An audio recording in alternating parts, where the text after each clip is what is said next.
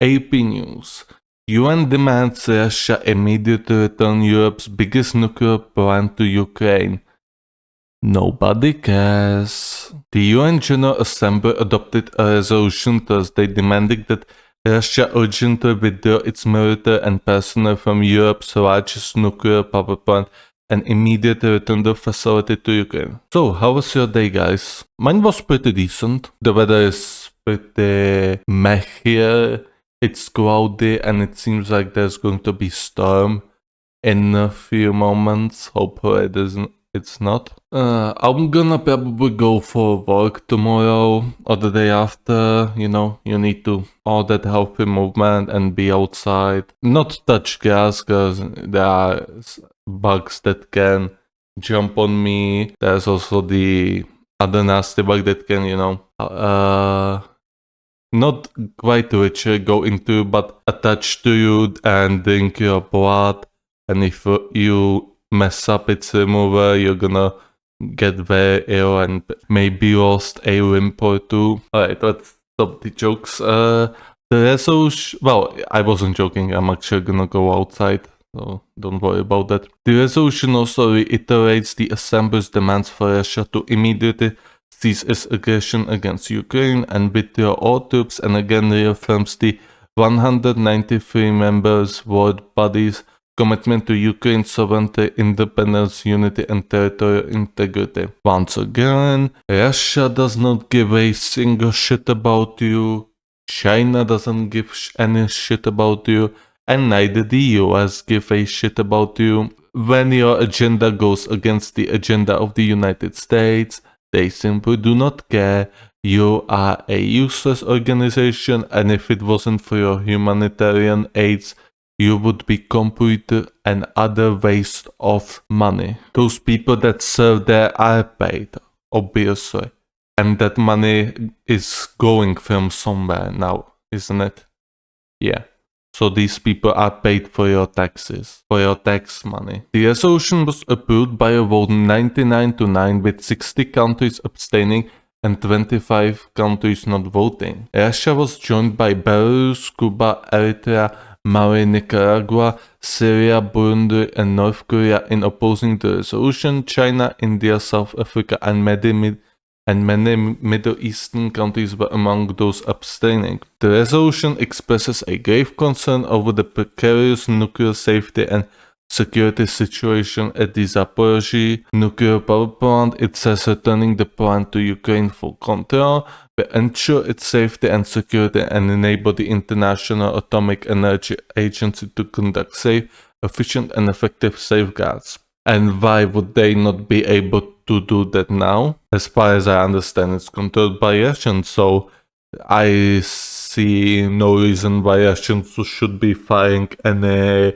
artillery shells or rockets on it. It should be pretty safe over there, don't you think? Unless the other side would be firing on that plant, maybe. Who knows, maybe we'll hear about it in like 5 years from now on. Fears of a nuclear catastrophe has been forefront since Russian troops occupied the plant shortly after invading Ukraine in February 2022. Yes, a lot of people were panicking about that. And they've been panicking for about 2 years now, and nothing has happened since. Zaporozhia, which has 6 nuclear reactors, sits in Russian-controlled territory in southeastern Ukraine, near the front lines, and has been continually caught in a crossfire. What crossfire are you talking about? It is Russian control. It doesn't make any sense why Russians should be firing artillery shells on it. You basically just confirmed that the Ukrainians are firing at the nuclear plant and are threatening a nuclear catastrophe. Brilliant. Absolutely brilliant, mate. So, the Ukrainians are firing rockets and artillery shells on the nuclear power plant. Well, I'm definitely going to be sleeping well today. No, I knew about that. I knew about that for a long while. Pretty much since the Russians have, captured it. And people were, panicking about potential catastrophe. Like, why would Russians create a nuclear catastrophe? Like, it doesn't make any sense. And a lot of people said there was, shelling. Like, Why would Russians show their own positions? Like you do not need like 160 IQ to realize to match the two puzzle pieces together. The IKEA has repeatedly expressed alarm about cuts to Zaporozhia's electricity, which is crucial for the plant's operation and the plant's supply issues. Without attributing blame, IKEA's director General Rafael Mariano Grossi told the UN Security Council on April 15 that his agency had confirmed 3 attacks against Zaporozhia since April 7th. Again, why would Russians fire on their own positions? Oh yeah, but yeah, sure. Return it to Ukraine so we can fully run the agenda that the Russians are trying to create a nuclear catastrophe. When it's in the Russian hands, we cannot run the agenda for it. Like, you're such a bigot that you do not give them back the nuclear power plant, and you do not shoot your rockets, your FAB 500s on it. You're such a bigot, mate. Both Ukraine and Russia have regularly accused the other of attacking the plant. It's under the control of the Russian Federation. Why would they be firing on their own position? Mate. And the accusations continued on Thursday. Ukraine's UN ambassador Sergei Kisucha introduced the resolution telling the General Assembly that Russia continues to violate key principles of technological and physical nuclear security and continues to attack the plan.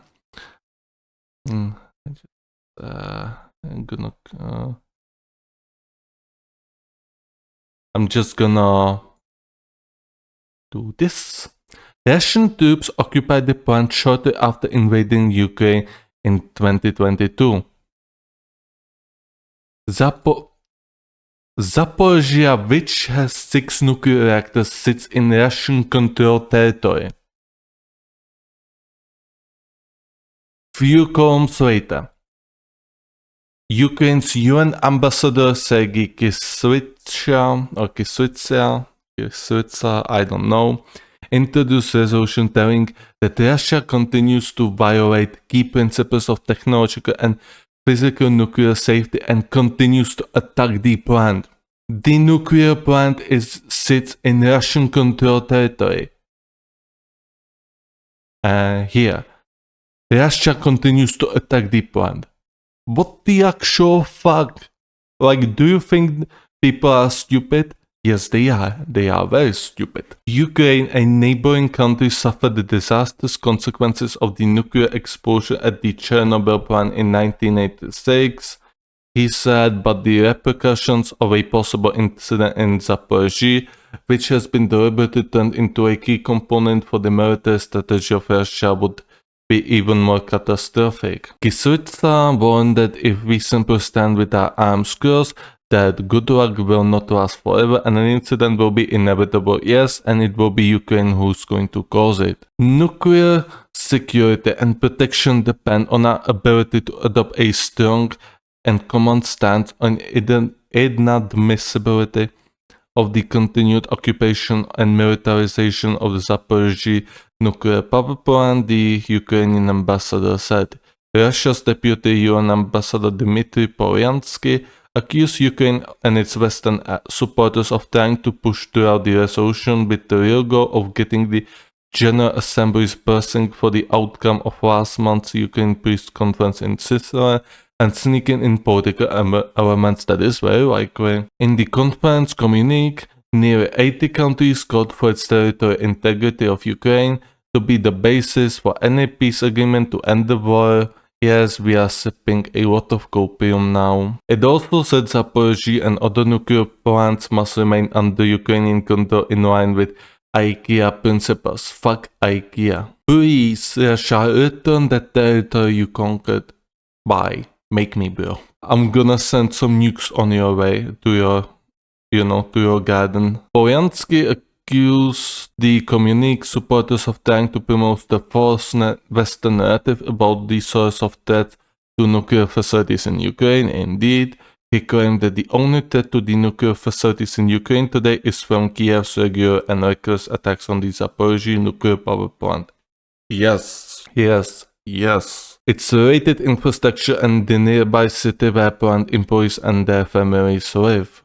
Indeed. And this is the end of the article. So yes, the United Nations, the Allies are desperately trying to get the Zaporozhia nuclear power plant into the control of Ukraine because they want to run their agenda that Russia is actively trying to create a nuclear catastrophe by firing artillery shells and rockets onto the nuclear power plant that they control in territory they control. If you cannot see what's wrong with that logic, then your IQ is below 80. Sorry to tell you.